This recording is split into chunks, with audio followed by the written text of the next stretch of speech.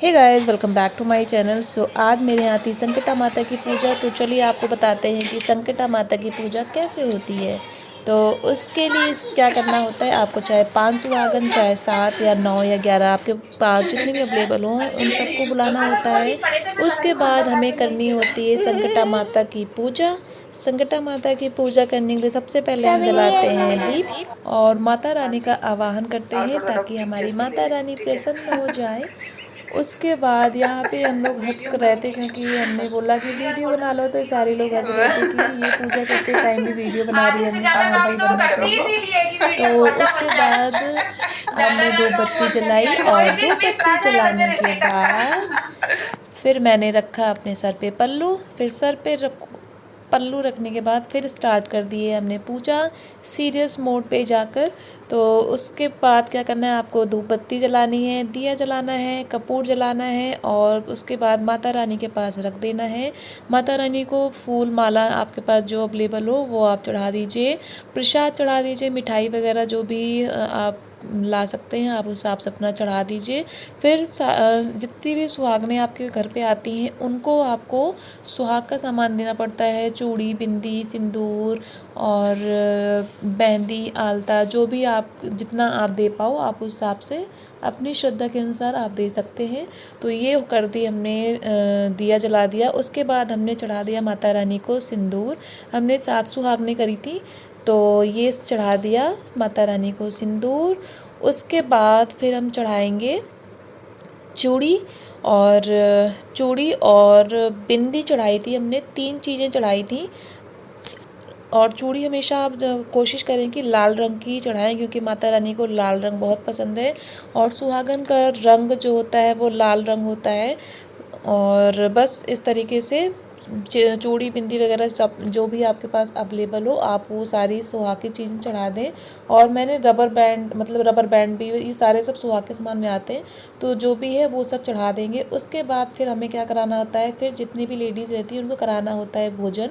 और भोजन करते करते हमें पूरी कथा सुनानी होती है। तो ये हमारी प्यारी प्यारी सी लेडीज़ थी तो इनको हमने भोजन कराया और उसके बाद हमने कथा कराई। उसके बाद कथा पूरी होने के बाद, और इसमें क्या करते हैं, खाने जब तक हम खाते हैं, कथा चलती है, तब तक जो लेडीज़ खाती हैं वो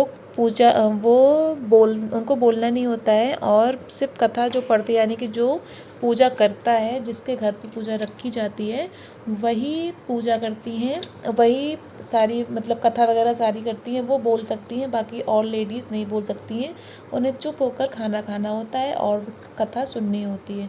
तो बस, और उसके बाद हम लोग आ जाते हैं आरती करने के लिए। आरती करने के लिए और हमेशा आप जब भी सुहागनें बैठाएं तो अपने आप को काउंट ना करें। हमने ये गलती कर दी थी, तो अपने आप को काउंट नहीं करना है। अपने आप को छोड़ के 7, 5, 9, 11, 21 जैसे भी आपको करनी हो आप अपने आप को छोड़ के ही करना। फिर सब लोग आ गए थे आरती करने के लिए। आरती के लिए हमारा क्या प्रोग्राम था कि हम लोग यूट्यूब से आरती करेंगे।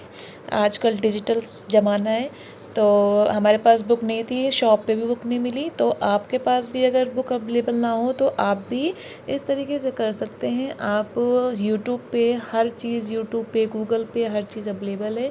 कोई भी ऐसी चीज़ है जो आपको वहाँ पे नहीं मिलेगी। तो बस इस तरीके से जो भी संकटा माता की आरती है वो जितनी भी लेडीज़ आपके पास आई रहेंगी आपके घर, उन सबको इस तरीके से बारी बारी से कर लेनी है आरती। बच्चे वगैरह जो भी हैं सबको आरती करवा देनी है।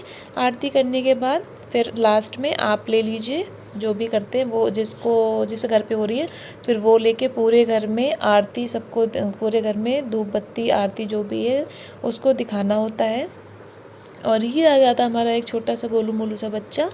तो बस सब लोगों ने खूब अच्छे से आरती करी, सारा प्रोग्राम जो है वो अच्छे से बीत गया। और इसमें 2 कन्याएं भी बैठती है, मतलब आप जितनी सुहागनें बैठाना चाहते हो वो बैठाओ, तो उसके साथ आपको 2 कन्याएं भी बैठानी पड़ती है। सबसे पहले जो भोजन होता है वो बच्चे को ही दिया जाता है, 2 कन्याओं को, उसके बाद ही लेडीज़ खाती हैं। उसके बाद पूजा अर्चना जो भी थी, आरती थी, वो सारी जो भी थी सब ख़त्म हो गई थी। और ख़त्म होने के बाद हम लोगों ने थोड़ी बहुत यहाँ पे बातें शातें करी, फ़ोटो वोटो खींचा और सब लोग अपना एक्सपीरियंस बता रहे थे कि ऐसे होता है वैसे होता है।